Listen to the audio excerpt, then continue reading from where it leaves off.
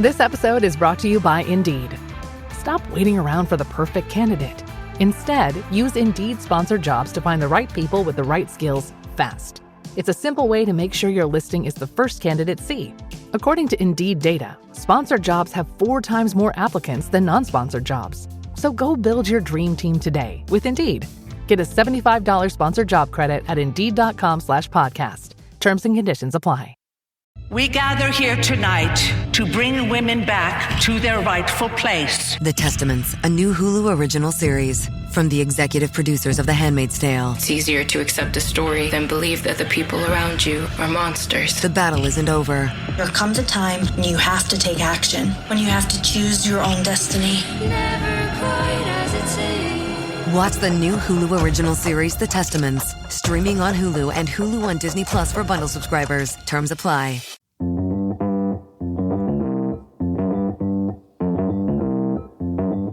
Live from the Fireside app, it's the Stacking Benjamin Show.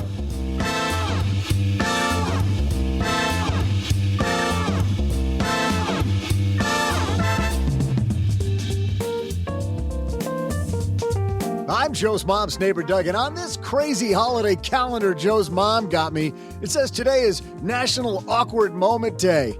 Funny, we're beginning our book tour, and what could be more awkward than sitting 6 inches from OG in this tiny, tiny room? It makes me nostalgic for the old days, like a week ago when I didn't yearn for ventilation or a stronger deodorant for you-know-who. Speaking of awkward, how about this transition? Today, to help us talk about making winning money moves, we welcome a woman who's winning at money and medaled in both the Summer and Winter Olympic Games. It's CFP Lauryn Williams. And from LenPenzo.com, we present the king of awkward moments, Larry David. He's busy yelling at someone who probably doesn't deserve it. It's just Len Penzo. Then we have a man for whom an awkward moment just stretched out into a lifestyle, OG. And now, a guy whose awkward stage lives on, it's Joe Saul-Sehy.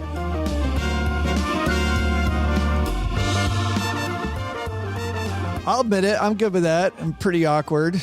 Awkward transitions. But here's something that's not awkward. Happy Friday, or Friday, as we say here in the basement. There's nothing less awkward than Friday. It's my favorite day of the week. And one of my favorite people on earth, Mr. OG, sitting across the virtual table from me. How are you, man? I am one of the favorite people on the earth. Everyone, not just you. Everyone's favorite person, OG. Yeah. And with us, I don't know where to go. Let's move on. I know. No more color commentary on that one. All right. Moving along. Talk about awkward. What do you do with that? That laugh you hear is the one and only Mr. Bunker himself. Len Penzo's here. Yes. Hello. Happy Friday. I'm so happy that you're here with us. It feels like we were together yesterday, Len. Almost. It wasn't too long ago you were in the bunker here, so yes. It was. Making pizzas, had some of Len's famous homemade pizzas. It was. I got to watch Joe drink an entire bottle of wine and inadvertently. Thank goodness for Uber. It's bad when you pour yourself another glass of wine and you go, "Oh crap." Because you just finished the bottle. Over what? 6 hours, though, just to defend my honor. Yeah, yes. To be fair. That's yes. And the person who might be able to drink a whole bottle of wine, I don't know, because she can win medals. She can do financial planning. She's the whiz that we want to be more like. Lauryn Williams is here. How are you? I am wonderful, but I'm kind of worried about you and the wine consumption. This is something we talked about when I saw you in Dallas. There's a lot of, I'm not a drug user. I don't need to go to AA, but also I just finished a bottle of wine. Not me, you. Yeah. I don't know, but I got to tell you, it has been fun going around the country and We're doing these things at microbreweries, but I will tell you, Lauren, I'm not doing a lot of drinking like that night in Dallas. And for people that struggle with it, they know it's not funny. Hey, we got a great show today. We're gonna talk about not about drinking beers. We're gonna talk about asymmetrical money moves. What does that even mean? Well, what it means is, how do you use leverage to kind of make sure that moves are going to be more in your favor? We got all that, but first, well, there's nothing that relieves stress more when you have had a long day, you are completely fried, and you're thinking to yourself, maybe I'll just go out to dinner. But then you think about all those calories, all that money out of your wallet, and then you realize that you can eat healthy because you found Factor. Factor is ready in 2 minutes.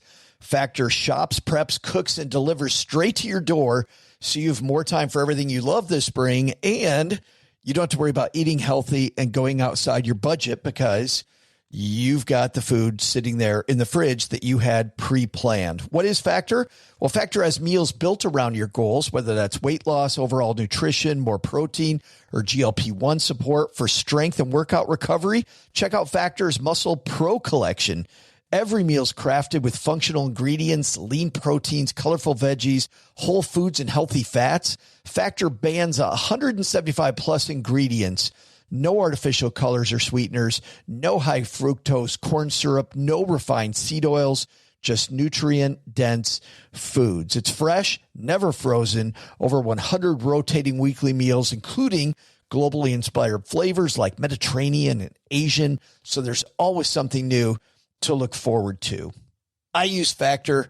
I think you're going to love it too. Head to factormeals.com/SB50off, stackers, and use code SB50off, and you're going to get 50% off and free daily greens per box with new subscriptions only while supplies last until 9/27/2026. Well, managing your money can be stressful because of all the work you need to do. I know it's stressful for me right now because I'm going from city to city. Not sure where I'm going to be on any given day. All the stuff that comes with traveling, all the unexpected. Oh, yeah, I forgot that. Travel took longer than I thought it was going to. That trip got canceled. Fantastic. But even without that, money can be stressful. But Navy Federal Credit Union can take a lot of that legwork out of saving and investing. They offer multiple savings products and investing options to help you get closer to your financial goals. And you can put your money to work by automating your savings and investments. Plus, they offer educational resources to help guide your decisions. Learn more at NavyFederal.org/save and invest. That's NavyFederal.org/save and invest. Savings products insured by NCUA. Investment options are available through Navy Federal Investment Services and are not insured by NCUA. All right, we're talking about asymmetrical money moves, so let's get this party started.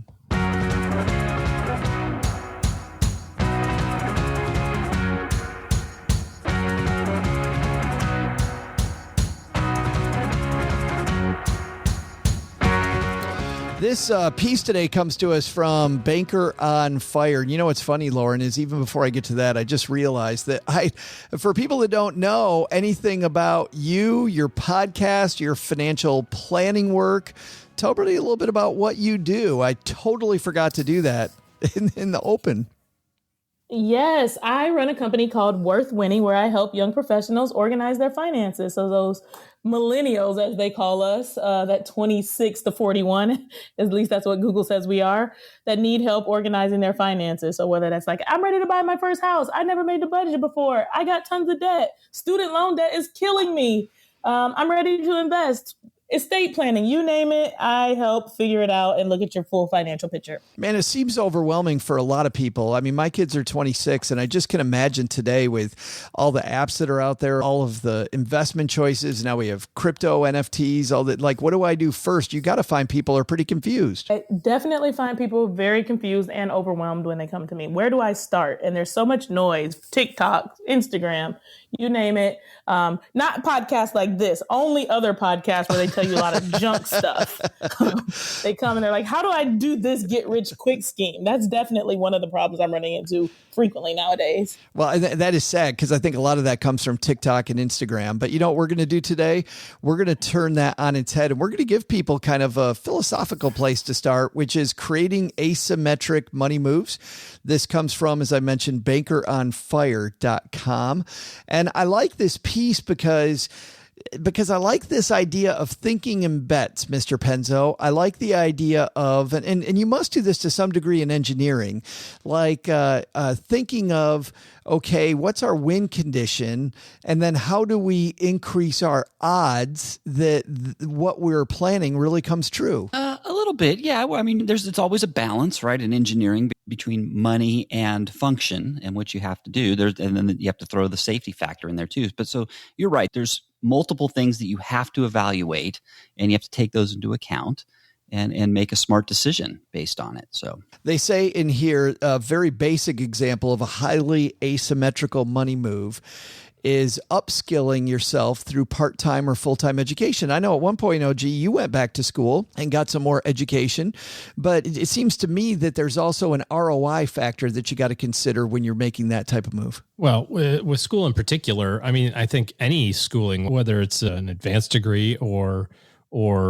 just regular college, you have to decide whether or not the juice is worth the squeeze, so to speak. You know, a lot of people obviously pining for the Ivy League schools and, you know, the benefits that come from that, but also recognize that if you get a college degree from a state university, it's not necessarily it's not a bad outcome, right? You don't have to go spend $40 or $50 or $80,000 a year going to the private school to have a good college experience or an outcome from that, from a job standpoint. So you have to be wise around your spending there as well. It seems like to me, even as OG's talking, Lauryn, that this idea of asymmetric money moves can be even more basic than that. I mean, you talked about helping people with a financial plan, right? And getting stuff organized. Like just that aspect can make your money move so much more efficient that the time you spend doing that is so valuable versus the amount of ROI you get from it. You get a huge ROI for maybe a little bit of time getting organized. Oh, definitely. I had a gentleman come to me last year that had quite a bit of cash on hand. And simply by telling him to invest in some ETFs, do something very, very basic, he just had analysis paralysis. He came back to me and said, I made 50 grand off of your advice. You're awesome. And I was like, I didn't do anything amazing. I just told you to invest the money instead of letting it sit. Yeah. But definitely having just invested a little bit to talk to me paid off, like you said, huge ROI. But do you find that brings up an interesting topic that I wasn't really thinking about, is that I feel like sometimes people, they'll get the wrong message. Had the market gone down then, he might have gotten the message that it wasn't worth the time, which is totally wrong. That is definitely a possibility. But like you said, if we go over time, you definitely get to see the ROI. And so we have to have those conversations and invest in education as well to say, like, what is the timeline here? What are we trying to accomplish? And that, puts you at ease and let you know, like, even though the market went down immediately when I put this money in, overall, I'm probably going to be in a really good place in the next few years by being in the market versus holding on to all this cash. It's funny because, Lauryn, with your expertise and the 4 Olympics, see, I got it right, the 4 Olympics that you went to, that when it comes to exercise, as you can't stay on top of your game, right? You can't stay on top of it without continuing to exercise and to do the things to be at your peak performance. But financial moves are different than that, Mr. Penzo. I feel like financial moves, you can spend 20 minutes one time and that could change the ball game forever, right? Like, setting up your 401k contribution pays this ongoing return that's so asymmetric that it's crazy. Yeah. And if you're going to bring that up for 401k, of course, what is the most asymmetric thing you can do on a 401k, Joe? If you have with your employer, what is the most asymmetric move you can make besides signing up? Save at least the match. Exactly. Yeah. At least the match, because that is a 100% return. I mean, that it doesn't get any better than that.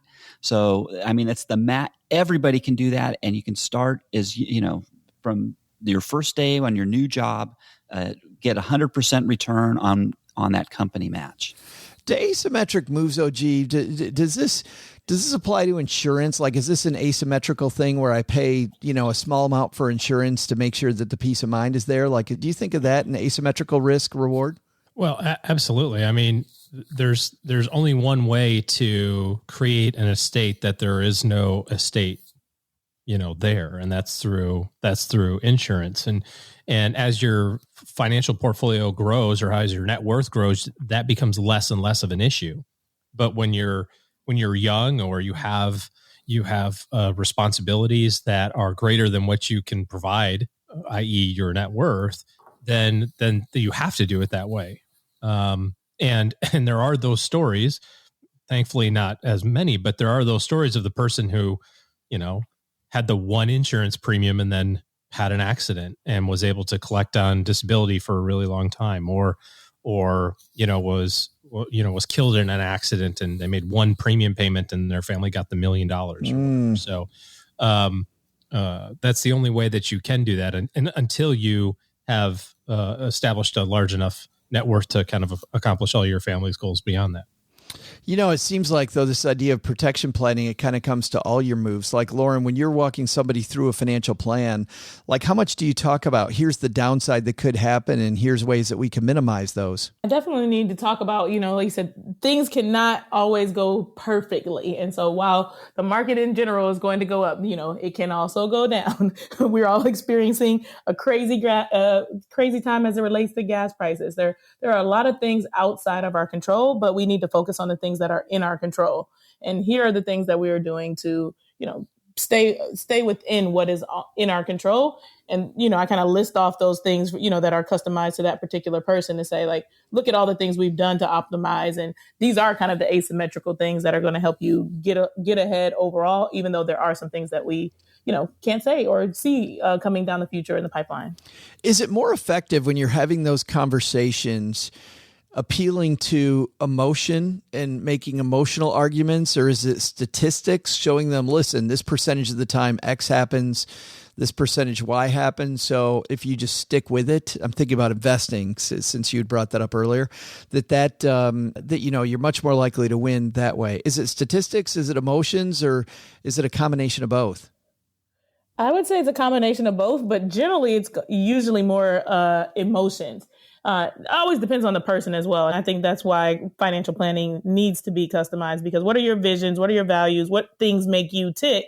And what is going to scare you to death is important. So knowing the client that's on the other end of that. But if it's an engineer, as an example, I frequently find that it's going to be a lot more numbers related, statistics oriented, et cetera. But definitely finances and personal finances are a lot more emotional than statistic, I find. You find that the same, OG?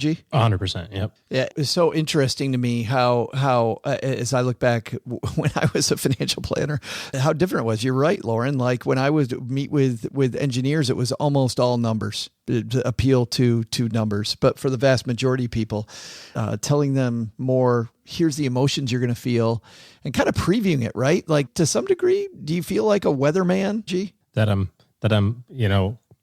damned if you do, damned if you don't. Well, no, that you're kind of previewing. What do you mean? Here's the storms that are coming. Here's what it'll probably look like. This is what the downside could be, so that we avoid wrecking our financial plan. Well, I think that part of being a great advisor, whether it's financial advisor or medical advisor or healthcare, health coach or whatever, is having gone down that path a number of times, and you can share that expertise, or that experience anyway, with the people that are on the journey for the first time.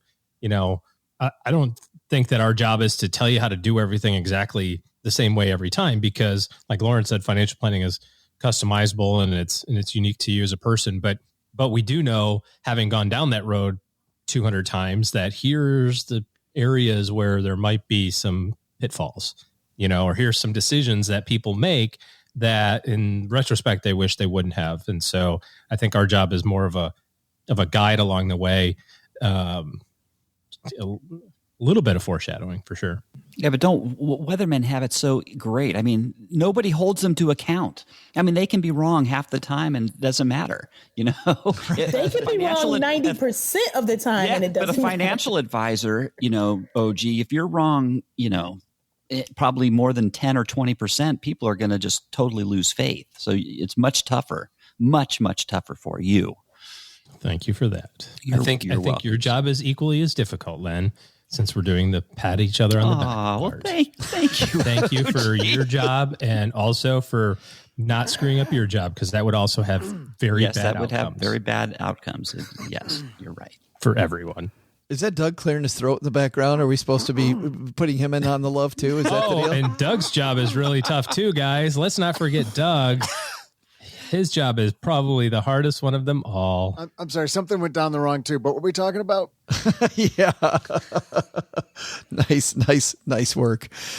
That's going to do it for the first half, where we're a little philosophical about this. We're going to now talk about some financial slam dunks. What are those asymmetric money moves that our panel, and maybe a few of the people hanging out with us here on Fireside, think are some of the easy ones, where the win condition is so great, the chance of loss is so little, that you should definitely be making those. We'll ask about those and more. But first, I think it's going to be time for us to do our trivia competition. It's a year-long competition on Fridays between our three contributors, Len, OG, and Paula Pant. And Lauren, today you are playing the part of Paula Pant. And that means we have some good news and some bad news. Lauren, you want the good news first or the bad news?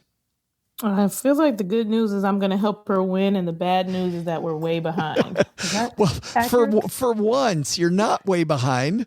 Until last week, you were actually in second. Now you're tied for second. OG pulled into a tie.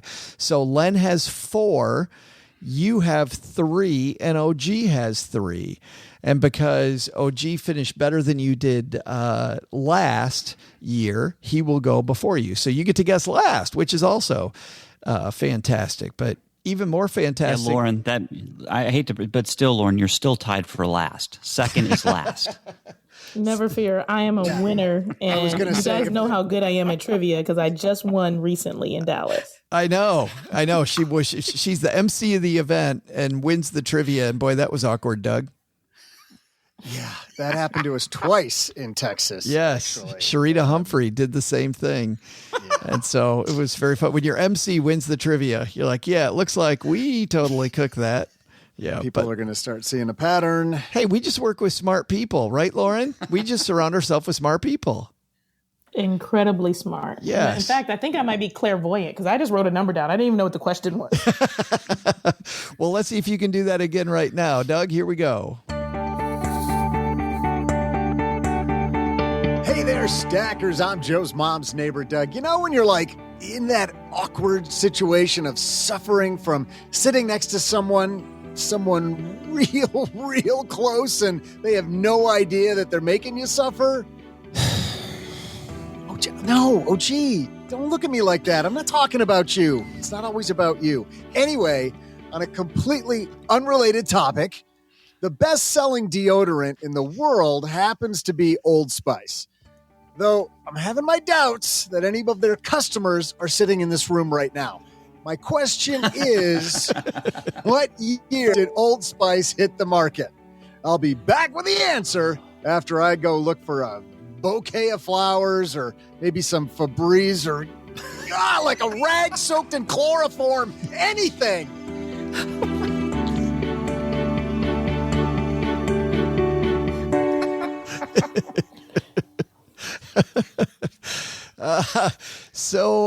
Old Spice is what we're talking about today. That company, Stacks and Benjamins, right? Had some fantastic advertising. Mr. Penzo, you get to go first, my friend. Which means I have to talk out and give hints to everybody. Let's see. I do remember those commercials when I was pretty small, so it's been around a while. Gosh, I don't know how long it was before I was born. I don't know. I'm going to guess Old Spice. That old sailor, he was pretty old. Let's see. Did pirates wear Old Spice?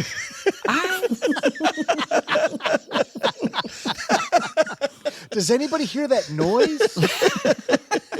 I have no freaking clue at all. I'm going to say 1952. 1952. Mr. OG, what are you thinking? Is that early or is that late?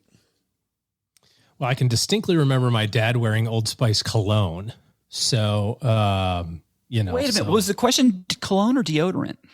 It was deodorant. Yeah. Deodorant. Wait, hold on. You don't pay attention. Your answer is locked in. Wait, no, the question was when was Old Spice deodorant started? I thought it was Old Spice period, the company. Sorry, bro. Let's go back. What do we got here, Doug? Is it deodorant or the company? It's when did Old Spice hit the market? Yep. Old Spice deodorant and Old Spice cologne. It is Old Spice deodorant. It was their first product. It was their first product. Then I definitely want to. Oh boy. It was their first product. This is I'm filing under protest. Right. Lauren, what do you do when the competition happens and you disagree with the judges? It's a false start. It is. It's running under protest. You got it. My hands are up. I'm on the starting line, and this dude's like, "Oh, I want a do-over." It's like, sorry, bro. Somebody gun already sounded twice, and I thought it was a gun. I think we do have 1952 because you assumed, Len, that it was the oldest product, and it is the oldest product. So. Oh well, then I'm totally off. Okay, fine. 1952. Why do you think it's earlier or later? Probably nailed it. Well, I'm not going to say now because I'm going to lose. But OG's going to be all over me either way now. So I'll tell you after the. My luck is he's pinned it right on the number, and I was shut my mouth. He'd have changed it, and I'd be right. So back to me, who this show is mostly about. I'm going to say that Old Spice, is pretty old. So I'm going to say slightly older than 1952. Grandpa wore it 1936. 1936. Well, Lauren. Ooh. OG. I was in the 30s as well, but now that you're in the 30s, I'm maybe like, I should leave the 30s. Is OG smart or is he not so smart? I was just also thinking about my grandma who turned 90 in 1930s. So 2020 when all the craziness was going on. So she's a little bit older. But definitely there being conversations about that. So I think somewhere in the 30s. You would have conversations about Old Spice? You and Grandma? Yes, my grandma talked about all kinds of weird things. Yeah. Lauren, just remember the Old Spice. I mean, it's old. Like, it has the word old in it. So, if it was old when it came out, it has to be, really You're supposed to say manly, yes, but I like it too. Right. All right. OG's saying 1936. Oh, gosh. So I could either go earlier, but is it the closest person wins? It's the closest person wins. So, yeah. Without going over? No, you can go over now. Yeah, you can go over. It's just closest person. Well, I'm going to go... Oh man, if I'm one ahead of it, well, if it's like 1935, I think it's in the 30s. I feel like my grandma is like speaking to me right now. I'm gonna go. Can I go 1936.5? Well, you'd have to go 37. I'm gonna go 1938. 1938. So if it's 37, we're both like one away from it. Like, I'm evening the playing field. We're going to have to do a tiebreaker. Yeah. I'll just pick the winner. Yeah. So Lauren's got 1938. OG's got 1936. Len's got 1952. We'd love to tell you who's right, but we don't play that way. We're going to give you a little time to think about it. Well, running a small business, as you may know, like I do, it is super fun, but it can also be very tough. And when it's time to get a loan, it can feel impossible to find the lender that you actually trust. Big banks say no. The internet, well, that's full of sketchy offers with sky-high rates and fine print you can barely read. Whether you need help covering payroll, managing cash flow, or investing in growth, you deserve better. And that's why I recommend the small business marketplace Fundera, which is powered by NerdWallet. It's a free, easy-to-use platform. It lets you compare real financing offers from trusted lenders, and it's all in one place. And what I like is that you don't need perfect credit to get started. There's no spam, there's no bait and switch, just personalized options that fit your business needs. Nothing I like better than a place that treats me the way that they would want to be treated. Using Fundera is a super way to quickly compare options and make your best funding move the way any great business owner would. Here's the best part, though. For a limited time, when you visit nerdwallet.com/SB and fill out the no obligation form, you're going to get VIP treatment and talk with a real person who knows all the ins and outs of small business lending. And you can tell them specifically what you're looking for. They can tell you specifically which options you should probably consider most. Don't risk your business on unreliable lenders. Go to nerdwallet.com/SB to learn more and find the funding you deserve. Fundera Inc., NMLS ID number 1240038. In business, there is no room for guesswork. Every shipment matters. Every deadline counts. And when you're trying to keep operations running smoothly, the last thing you need is uncertainty. That's why reliability is at the core of USPS Ground Advantage. From the moment your package is first scanned in, it moves through a secure nationwide network, aiding in a timely and accurate delivery. You get near real-time tracking so you can keep up with your shipments. And with affordable upfront pricing, there are no hidden fees or surprise surcharges to throw off your cost sheets. It all adds up to predictable deliveries you can depend on, because knowing your logistics are handled lets you focus on everything else, your customers, your team, and the future you're building. Visit USPS.com/Ground Advantage to start shipping with confidence. USPS Ground Advantage. We mean business. And you kicked it off in 1952. So now that everybody's locked, were you thinking it was earlier as well? No, I thought, well, here's what I thought. Okay, I'll admit it. I thought the first thing was cologne, because I don't remember Old Spice deodorant until like the 80s, which is, so if I was going to say in the 80s, but then you said, oh no, that's the first thing. So I said, okay, I'll stick with my 52. I don't know. I'm probably wrong. 52. Well, there's you. So you're not feeling confident is what you're saying. Not at all. OG 1936, feeling pretty good. No clue. Lauren, how about you? You've got grandma on your side. I got grandma on my side, and I just like competing against OG. So I hope that we're somewhere in the range. It's probably. What am I? Chopped liver, OG. Lauren? Am I chopped liver? I mean, not chopped liver at all. 50s. It just didn't happen in the 50s. That was way too late. That's all I got. Well, we're about to find Probably out if 40s. that's a correct statement or not. Doug, let's figure this out. Hey there, stackers. I'm suffering olfactory nerve owner and lonely daily bather, Joe's mom's neighbor, Doug. According to historyofbranding.com, Old Spice was originally called Early American Old Spice, and it was meant for women. The men's product came out a year later. So what year did the original Old Spice come out? A very controversial 1937, and that means we have a tie. You gotta be kidding me. I don't know why you wouldn't have said 1937.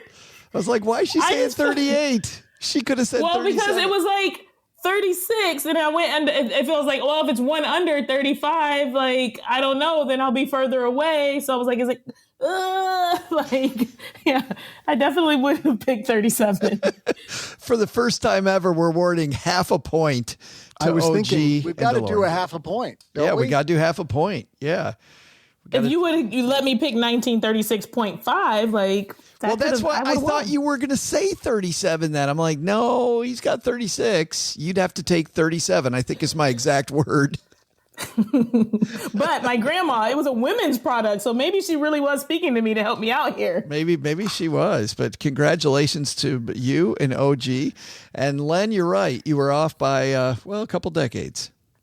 Yeah, well, that's the way it goes. That is the way it goes. And on to next week with our first tie ever.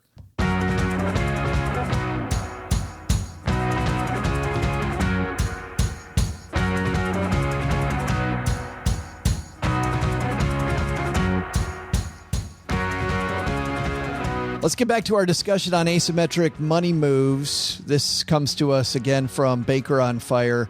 And how do you make moves with a big percentage chance that you win, small moves, small chances that you lose? How do you use leverage?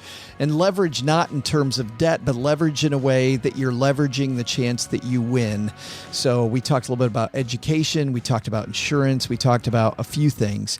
But what are those? We're going to now dive into those a little more. Today's more tactical part of this discussion is brought to you by Magnify Money. Doug, you know what happens when you go to stackingbenjamins.com/Magnify Money? They separate out all the blue M&Ms for me because those are gross. They do not, unfortunately, but they do one better. They make sure that savings account you're using, that checking account you're using is best in class. stackingbenjamins.com/Magnify Money. Go check it out. They rank over 92% of the personal finance products out there that you find at brick and mortar banks. And, well, you'll find that yours probably isn't best, which means you'll have extra money to pay somebody to take out the blue M&Ms or afford the time to take out the blue M&Ms. You know, one thing that we didn't talk about before we get into the slam dunks is the fact that you don't want to be on the other side of an asymmetric move. In other words, you don't want to be the person left. And I wonder, Len, as you look at something like NFTs, right? And I'm not talking about blockchain and the efficacy of proving ownership through the blockchain. I'm talking about buying an 8-bit tree piece of art. You could very easily be on the wrong side of this asymmetric money move. Yeah, you know what happens? So those are investments with high risk, but with high risk comes high reward. And I probably should have said those are high reward, but with high reward comes high risk. And a lot of those things, those come down to timing. Yeah. Timing. And usually most people, when they get a great stock tip, it's too late. The real advantage to these kind of high risk investments is you got to be one of the first people on board. Those are the people that tend to make money. So my rule of thumb with those things, when I get a stock tip, it's too late. If you read about it on the net or a friend of yours says, "Hey, here's a stock," it's usually too late for you. So be careful on those kind of investments. Yeah, and you know, even getting back to NFTs, if you know what's gone on with this particular NFT and kind of the history of it, you can also you can leverage that move by knowing just a little bit more can prove to make sure that you don't get yourself in a world of hurt. The last one paying $8,000 for something that nobody's going to want 10 days from now. Let's dive into your slam dunks. Lauryn, what's a slam dunk money move that everybody should make that's low risk, high reward? Ooh, I would say paying off high interest debt. Something that is usually avoided, or there's a lot of negative, I don't know, should I save first? Should I pay off debt? I think you should do both, but paying off that high interest debt, those double-digit credit cards, those medical, CARES cards, things like that would be a slam dunk. Why do people have so much trouble paying off high interest debt? We're clearly getting something wrong because, you look at the numbers and there's more and more debt every year that people are piling up. Where are we making the mistake? I think it's emotional. I work really hard and I'm not able to organize my finances in such a way that I'm able to do the things that I want. And so I deserve this. I deserve, fill in the blank, that vacation that I don't have the money for right now. And it's causing people to say hey, I'll worry about this debt later. And then also, like you said, we talked about the schemes, the hacks, the TikToks where people are saying, don't worry about it. Just let it go for 7 years and everything will be fine. I know. Right. Bad advice.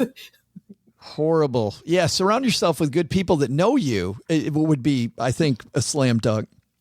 Mm-hmm. Mr. OG, what's your can't lose asymmetric move that everybody should make? Well, I would just add to the debt thing. I think on average, actually, we've done better at our debt, much to bankers' chagrins over the past 10-ish years or so. But it still represents a large amount of balance sheet for a average family. I think the cool thing right now is definitely HSA accounts, or I guess HSAs. Because you would say accounts twice if you said HSA accounts, and that would be silly. HSA account. The HSA account, the health savings account. Like when people say, can I get my EIN number? Your employer identification number?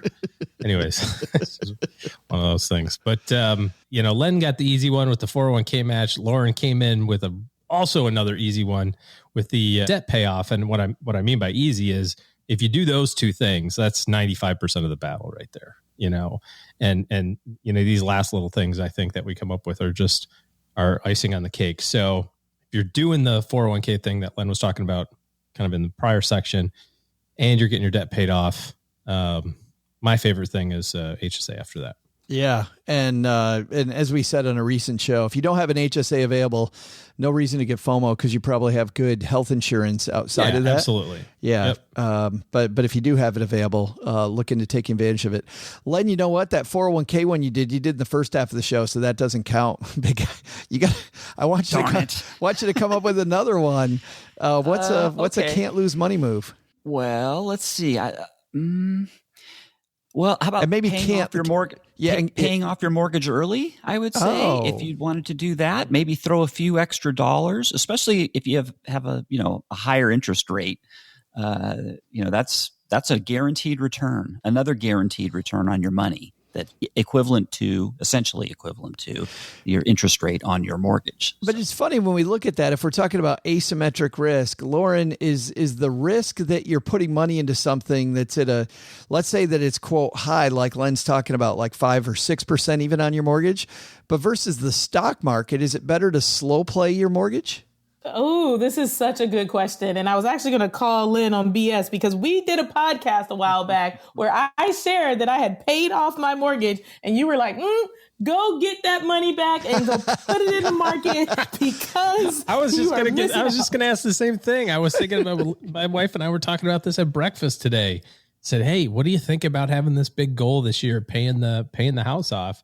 And we kind of hemmed and hawed on it. And I go, well, the other thing we could do is refinance it all and just max that baby out because the house ain't gonna be worth any more money than it is today. So and let me just say, you're right, Lauryn. I don't advocate at this stage paying off the mortgage early myself, but it is a way to, if it's easy pickings. It's easy pickings.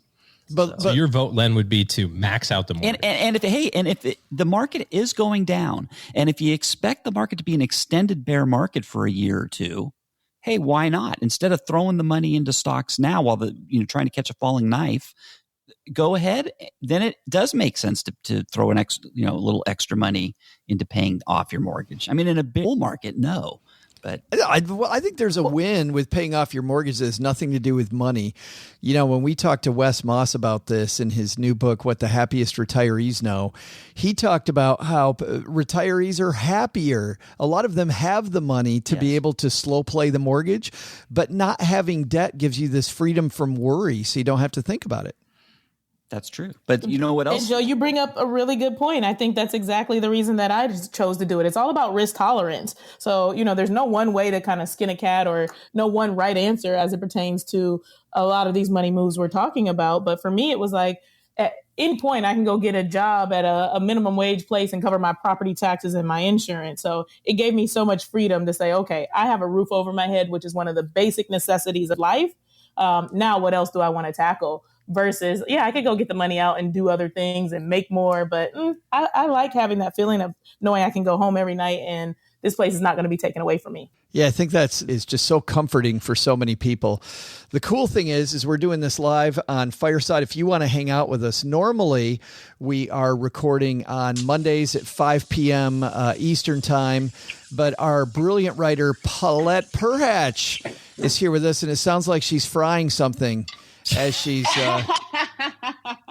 talking to us. Sorry, I let you hang there as we went through that. But you were talking about, this is interesting. Negotiating, you wrote, is something that could be asymmetrical. Well, what do you mean by that? Yeah, I mean, usually the only risk is our fear that people are going to say no. And one of my big lessons in this was when I was desperate for a job after Peace Corps. I was like waitressing 3 days a week and needed a real job. I got an offer, and my partner at the time, I was like, I think I'm going to negotiate because I've been reading all these books. And he's like, I don't know, you really need this job. And I was like, no, I'm going to do it. And so I asked for 5,000 more, but they offered to give me commission instead. And that was $100,000 difference over 3 years. Wow. Yeah. Nice. Well, and I love this idea that fear is really the only thing in our way. And I have to imagine, Lauryn, I'm going to turn to you because, you know, just having dove into a little bit, dove into your background, I would think that when you had sponsors, when you were an athlete, you were in a lot of negotiations, I would think, and there had to be some significant fear being in these negotiations. Especially because it was a short-term sort of setup. So, you know, you get 5 years at X dollars. And if you win the world championships, break the record and do X thing, then you get $1 million. But if you just win, you only get $5. And you're just like, wait a minute, this doesn't add up very well. So there's a lot of negotiation back and forth. But it also was based on like, what do you think you can do? Because ultimately, those negotiations are going to be tied to your performance. So you need to show up and provide that value or, you know, meet that criteria so that you can, in fact, you know, get the best out of that negotiating opportunity. But like Paulette talked about, did you ever push back and say, hey, let's make this a little easier on me to reach this hurdle? Oh, definitely push back. One of the biggest things that I'm known for in the sport is my second contract had what we call no reductions in it. And so reductions are if you're not in the top 5 in the world or top 10 in the world, then you get reduced, you know, maybe 25% your contract goes down by. And it's a huge deal. You know, you get injured and you're one of the best athletes. And now you find yourself at 50% of your salary. It's a lot harder to organize things, you know, therapy to get better and stuff like that. So I negotiated a no reduction contract, which meant for the whole 4 years, they couldn't reduce me from where I was, but I had lots of incentives to make it go up. Len, working for let me throw in an asymmetric. Well, it's funny because I was coming to you anyway. Yeah. But because I have a story that I sabotaged myself, asymmetric in reverse, in negotiating. When I bought my latest house here, money was tight and I needed the irrigation system in my yard. I over negotiated and I took the very lowest. I really lowballed this one guy and he accepted, but he put in substandard equipment. And I for the next 10 years, I was paying for it, redigging up my yard to dig up all the pipes that he had laid, the cheap pipes that in a way I forced him into by negotiating way too low. So you got to be careful there in reverse. OG, do you have any negotiating tips? I don't negotiate ever. Like whatever somebody says, I take because I think hopefully your employees aren't listening to this. Well, no, I mean, I do. I don't make insulting offers. So I don't have to do that. But I was thinking about, you know, Len's example, you know, we have a project going on around in the house right now and involves a number of tradespeople and, you know, and they're, you know, they come in to bid a project, right? They're already thinking I've got to come in here with a number that's reasonable but it gives me a little bit of profit. And I think we can, you know what I mean? Like they're small business guys, right? So and gals, so they're, you know, they're already struggling, generally speaking, compared to like the big giant companies. And so no, if the painter said, here's how much I think it's going to cost, I just assume that he made a fair offer and off we went. You know what, the one where you're susceptible to the mistake I made is when you get a contractor who's just starting out and he's desperate for work. Oh, and yeah. He will accept what you're offering, but he's going to compensate naturally on his end too. So he still makes a buck. So that's where I think the established contractors, they'll just tell you to get bent, you know. Well, nowadays for sure. Yeah, they'll just walk away from you. But I tend not to do too much of that. You know, Joe, I don't know if this is a slam dunk or not, but thinking about what Lauryn, the story Lauryn told about no reductions, I had a contractor once where I offered incentives. I said, you know, not only OG did I take what they proposed, but I said, I'll pay you X more. Oh, I've done that. If you get it done in a certain amount of time. And that it turned out financially better for me to have the project done sooner. Yeah. For, you know, long list of reasons, but there are times when it seems counterintuitive, but paying more and voluntarily. And good one, Dougie. Yeah, and in advance. Yep, we had the same situation. There was a project that we wanted done before the holidays, and the guy said, "I can't. There's no way I can get it done, and here's how much I think it'll be." And I said, "No problem. Here's the money." And he said, I haven't done anything yet. And I said, I know, but it's okay. And he called 2 days later and said, well, I had an opening. So weird how that works. Paula, as a professional writer, you're in a lot of negotiations, and you brought up this topic, obviously, that we latched onto about the fear of asking for more. How do you get around the fear of asking for more? I sometimes literally grip my muscles when I'm saying it, and I'm like, ooh, like I'm like flinching. Yeah. But I put on the most confident voice I possibly can. And, I've never had it to a point that I lost the work for quoting a really high rate. Usually we come down, we might come down, or they might just say, yeah, that sounds good. I mean, I had one contract where I added $10,000 literally at the last second and I got no pushback. So who knows, I maybe should have gone for more. But just that last second of changing a digit, right? And I was, that you were so afraid to do too, I bet. Yeah, totally. Because we have a scarcity mentality, especially in the creative arts. And so I think just feeling that fear, but also being drawn by what's on the other side of it. Hey, what if I got paid really well for what I do? Yeah. And so focusing on the possibility rather than the fear, and knowing that, I think especially now that I'm been in my career for such a long time, it's like I've worked really hard and I made crap money for a long time. So now I'm ready to make good money and I deserve it. Yeah, I think that's a great place for us to leave this, because this is a wonderful asymmetric move, negotiating, because of the fact that you're already at no. So there's nearly no downside at all.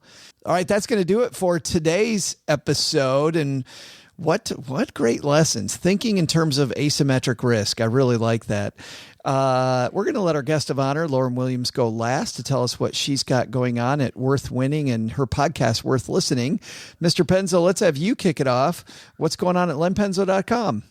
I don't know. So I'll just say, we always have on Saturdays, we have our weekly, what I call my black coffee, where we talk macroeconomics. That's always fun. It's a fun little thing. And then just the other thing at lenpenzo.com, I have maybe not people don't know about. I've always enjoyed talking to older folks, octogenarians and nonagenarians, 90-year-olds, 80-year-olds. And I've had the good fortune. I had my Aunt Doris, who passed away at 95.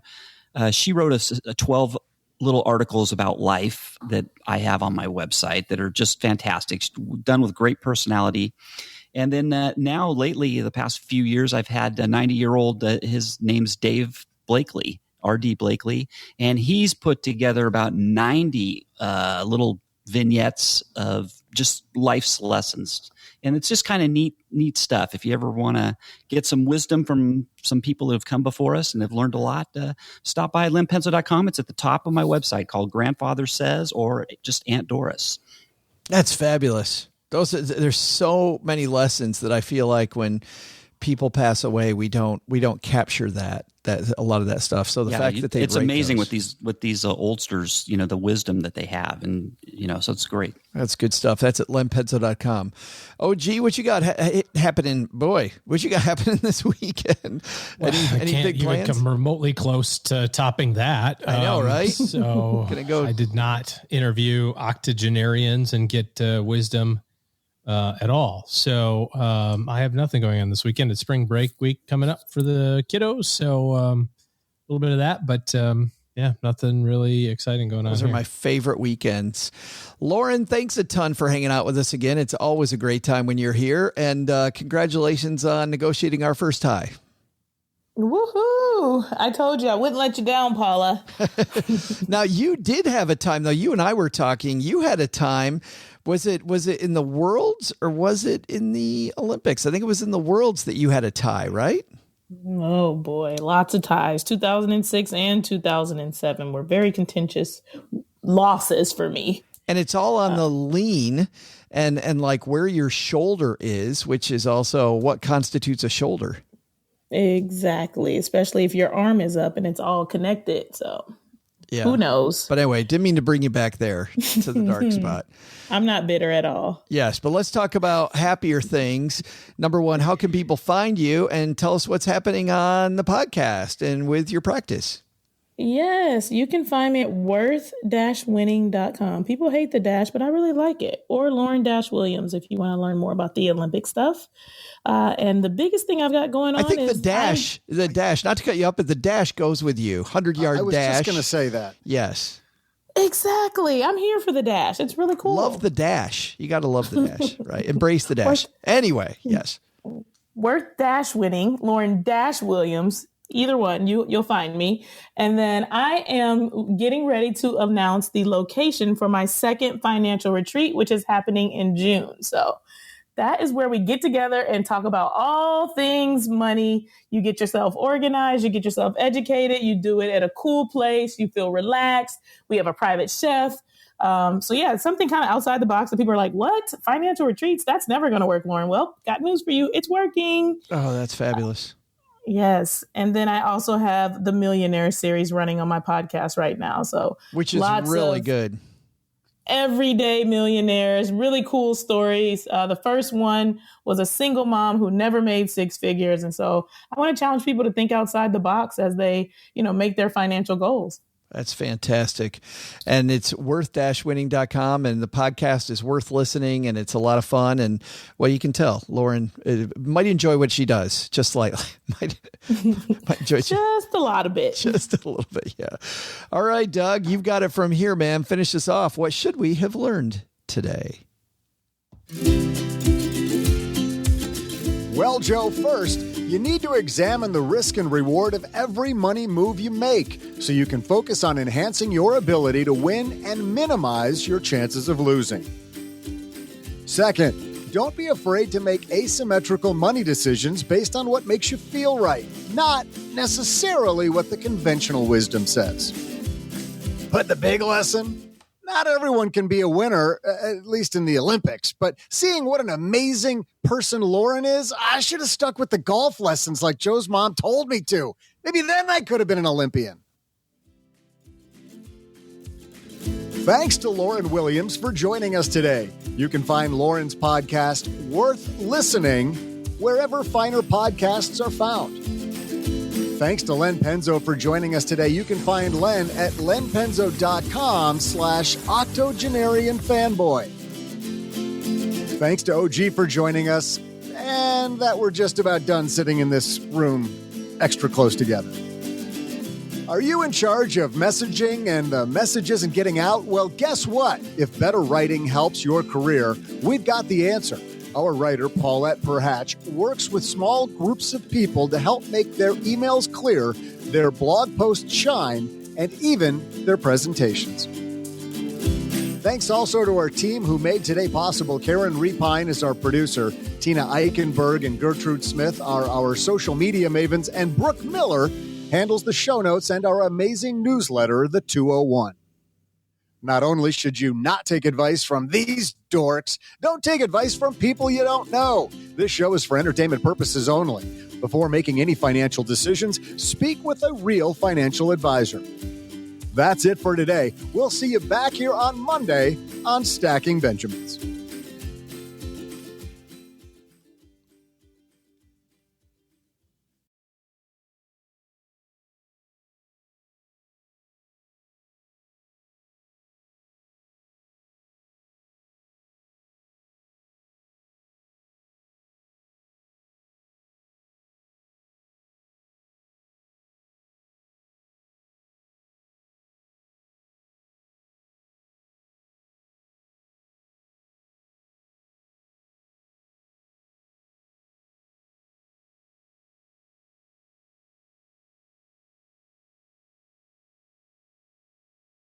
Your internet connection leaves a little to be desired today, Joe. Oh, good. I was thinking that was me. Yep.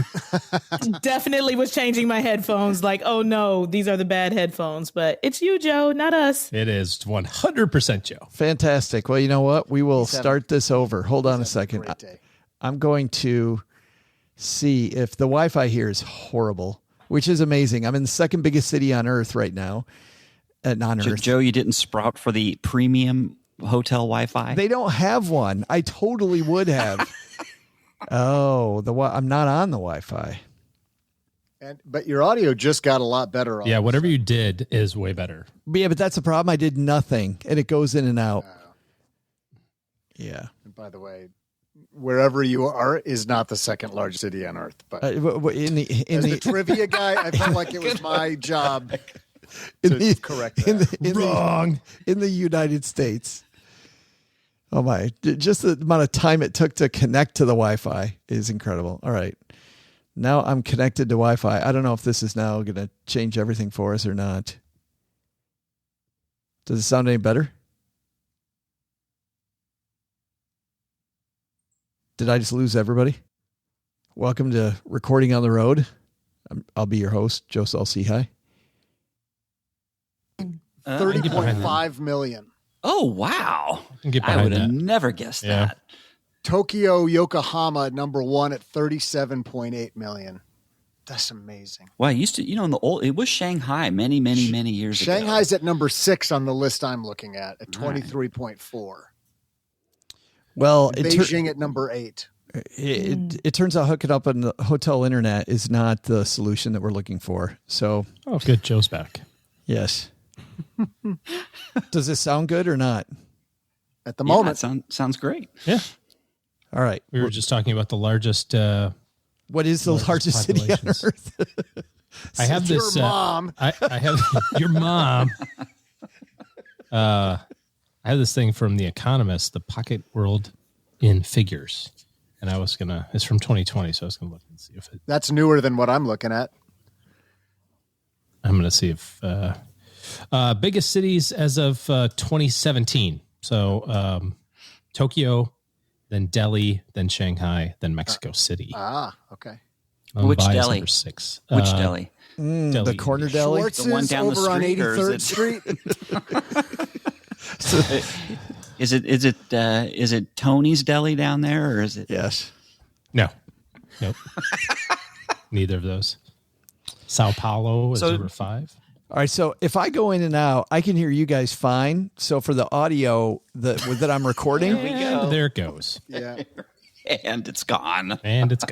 For the audio that I'm recording, I can hear you fine. And if you guys can stumble through my stuff. You sound like you're on Quaaludes. If you guys keep on talking. All right. I think we need to just find another time because this isn't going to get better. There's no way. And I know, Lauren, that we're not making this easy on you, is it? It's great. I mean, you're not the host of the show or anything. We can totally carry you. I know. Well, the thing is, on my side where I'm recording it, you guys all sound great. So if you can struggle with me sounding like I'm barely showing up, I mean, we can do it. But if not, then it's with a tranquilizer dart. It's fine with me. There'll just be a lot of cuts, right? Because if I can't, if sometimes you cut out, we'll just have to say, "What did you say?" or you have to repeat or whatever. So that's post. Sure. You can fix it in post. Fix it in post. Fuck it, we'll do it live. There it is. Or Lauren, what does your Thursday look like? Terrible. Good deal. Same dude. If honestly, Joe, if you can piece together good audio from this, I say let's just roll. Yeah, because I can hear everybody fine here. So I'll second the motion. Okay. All right, let's do this. All right, we were at 3, 2, 1.